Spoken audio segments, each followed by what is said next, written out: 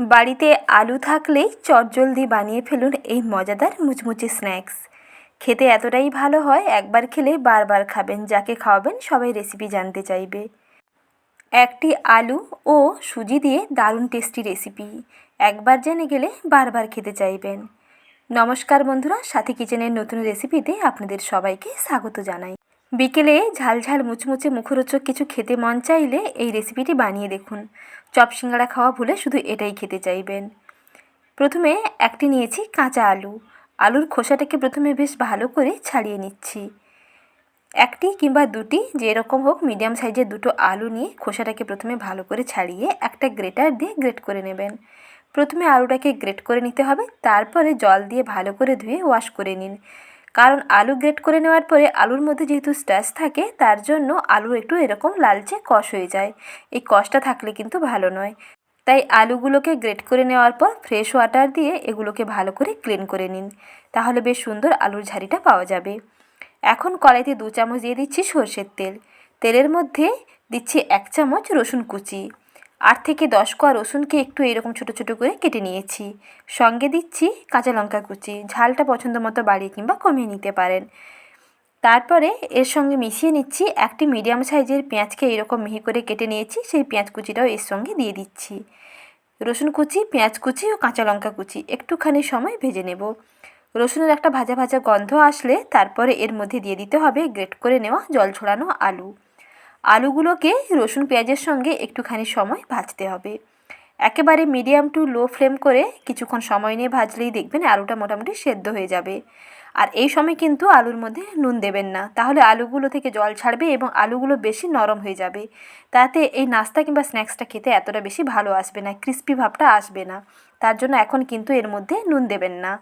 আলুগুলো যখন 50%-এর ওপরে ভাজা হয়ে যাবে আর একটু এরকম গোটা গোটা থাকবে, তখন এর মধ্যে সুজি ও ময়দাটা অ্যাড করে নিন। 1 কাপ দিচ্ছি সুজি, আর সেই কাপের মাপ করে হাফ কাপ দিচ্ছি ময়দা। তারপরে দিয়ে দিতে হবে স্বাদ মতো নুন। একটি চা চামচের মাপ করে হাফ চামচ মতো নুন দিলাম। এখন একসঙ্গে মিশিয়ে ভেজে নিচ্ছি। সুজিগুলোকে একটু আলুর সঙ্গে মিশিয়ে একটুখানি সময় ভাজতে হবে।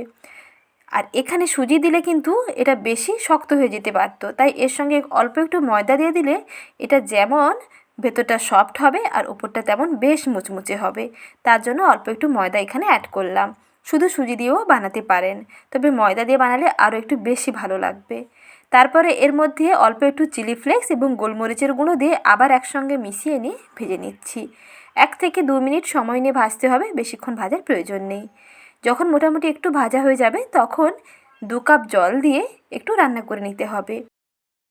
সুজি ও আলুটা বেশ ভালোভাবে সেদ্ধ হয়ে যাবে এবং কিছুক্ষণ রান্না করে নেওয়ার পরেই দেখবেন একটা সফট ডো রেডি হয়ে যাবে। আর ডোটা যখন এরকম কড়াই থেকে ছেড়ে আসবে তখন গ্যাসের ফ্লেমটাকে অফ করে দিন।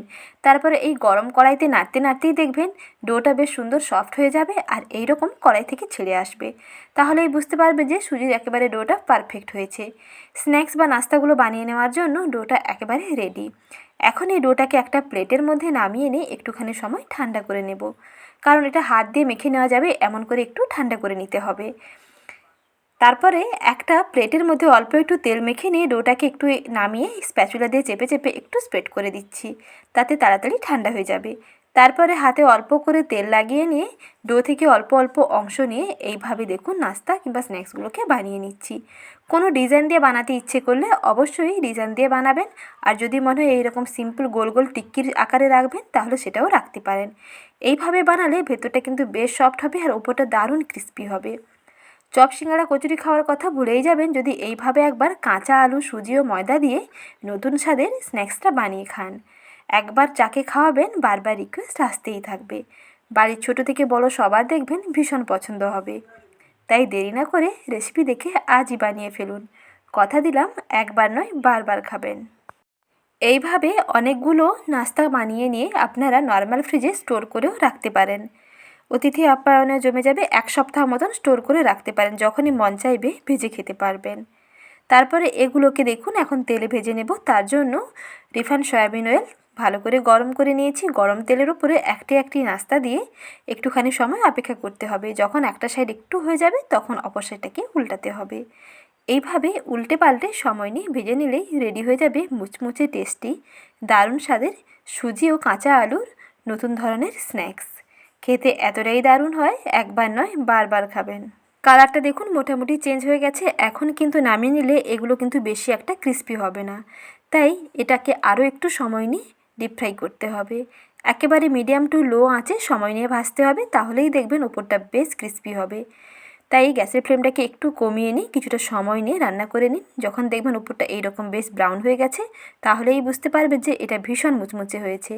এখন এগুলোকে তেল থেকে তুলে নিয়েছি। কালারটা দেখুন এইরকম আছে, এর থেকে বেশি কিন্তু আর ব্রাউন করব না। এখন এই পর্যায়ে তেল ঝরিয়ে তুলে একটা প্লেটে সার্ভ করে নিচ্ছি। অল্প একটু টমেটো কেচাপ দিয়ে পরিবেশন করে দেখুন, খেতে দেখবেন আরও বেশি ভালো লাগবে। রোজ রোজ একই রকম স্ন্যাক্স কিংবা নাস্তা না খেয়ে মাঝে মাঝে একবার এইভাবে কাঁচা আলু ও সুজি দিয়ে বানিয়ে দেখতে পারেন। একটি খেলে আর একটি খেতে চাইবেন, আর যাকে খাওয়াবেন প্রশংসা করতে বাধ্য, সঙ্গে আপনার কাছে রেসিপি জানতে চাইবে। তাহলে আর সময় না নষ্ট করে আজই বানিয়ে দেখুন, খেতে দারুণ হয়। আর এই রকম নিত্য নতুন রেসিপি পেতে চ্যানেলটিকে প্লিজ সাবস্ক্রাইব করে রাখবেন, সঙ্গে লাইক শেয়ার করার অনুরোধ থাকলো, এবং বেল আইকনের অল বাটনটিও বাজিয়ে রাখবেন। নতুন ভিডিওর আপডেট সবার আগে আপনার কাছেই পৌঁছে যাবে। আজ এই পর্যন্ত, ভালো থাকবেন। আবারও শীঘ্রই হাজির হচ্ছি নতুন রেসিপি নিয়ে। ধন্যবাদ।